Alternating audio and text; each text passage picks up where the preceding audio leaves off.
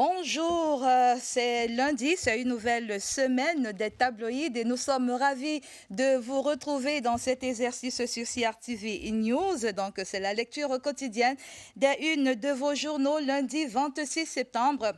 2022, commençons ce tour d'horizon au soleil levant avec le quotidien L'économie Report qui se retrouve donc du côté de la région de l'Est. Le journal s'appuie sur les révélations d'un rapport intitulé Cameroun, l'or, secteur minier, rapport récemment publié par le Centre pour l'environnement et le développement. Après lecture, l'économie et report conclut qu'il y a un manque de traçabilité sur l'or exploité pour les entreprises chinoises, par les entreprises chinoises. Sur les traces de l'exploitation minière, défis actuels, qui est également en kiosque ce matin avec Dr Samuel Guifo. Défis actuels note les désespoirs et la misère qu'apporte la mine. Également, le Cameroun peine à devenir un grand pays minier et les exploitations existantes se font au détriment du trésor public et de la population riveraine. En cause, les trafics, les fraudes, la délinquance et les risques. De la dette de la Société nationale de raffinage Sonara, défis actuels fait remarquer les 185 milliards de francs CFA que va rembourser l'État à la société Vitol, son plus gros créancier et chef de file des fournisseurs de produits pétroliers. Dans la même veine, on retrouve maintenant Repère donc détaille la lourde ardoise de la Sonara et nous dit que le comité piloté par le ministre des Finances, Louis-Paul Motazé, à 48 mois, soit 2 ans, pour relancer la société de raffinage. À la question donc de savoir comment on va s'y prendre ce comité-là, Meyo Messala a la réponse, la méthode BIA. Selon donc l'hebdomadaire Meyo Messala, le plan présidentiel vise l'acquisition d'un hydrocracker capable de raffiner les bruts lourds produits localement et réduire considérablement les subventions de l'État envers la Sonara et les produits pétroliers. La méthode BIA en marche est évaluée à 250 milliards de francs CFA, nous dit Meyo Messala. Une autre méthode dans le pipe ce matin nous est envoyée par Telegram News sur la politique sanitaire gouvernementale. Elle englobe cette méthode, entre autres donc la qualité du plateau technique, la mobilisation des partenaires, la disponibilité des structures de pointe, comprendre donc la méthode de Manaouda est en lecture, page 3 Telegram News, et on constate ce matin que le tri-hebdomadaire Le Soir est contaminé à son tour par cet exemple qui vient du ministère de la Santé publique. Il s'agit évidemment de la modernisation des services publics. Les symptômes sont les nombreux chantiers de la modernisation que conduit donc le docteur Manaouda Malachi. Restons au ministère de la Santé avec Mutation cette fois. Le quotidien Mutation, après une enquête sur une pratique immorale et répréhensible, invite pages 8 et 9 le MinSanté à faire le diagnostic sur le détournement des malades.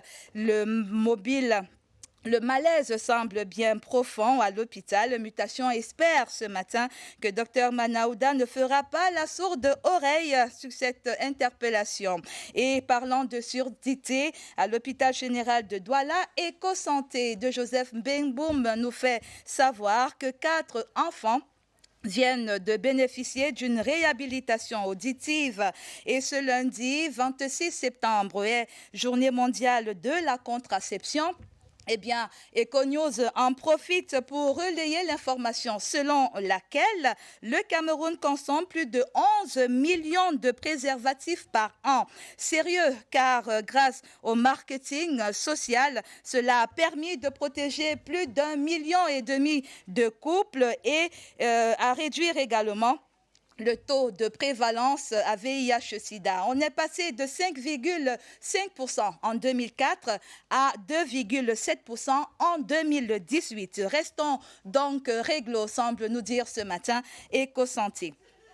The Guardian Post, un kiosque ce lundi, dénonce l'arrestation arbitraire de 3 personnels de l'hôpital de Banso à Kumba par des militaires. Selon The Guardian Post, il leur est reproché, The Guardian Post, reproché à ces derniers d'avoir soigné des séparatistes. Les 3 travailleurs ont été arrêtés jeudi dernier et amenés à une destination inconnue. Leurs collègues menacent de se mettre en grève, ce qui va sans doute paralyser l'hôpital Baptiste de Banso à Kumba dans le département de Mbui, région du Nord-Ouest. Émergence maintenant. Émergence nous relate cette autre grève des agents de l'ASECNA qui a donc paralysé le ciel africain, le Cameroun impacté, on le sait. Le quotidien Le Jour également insiste aussi sur ce chaos dans les aéroports causant de nombreux désagréments aux voyageurs.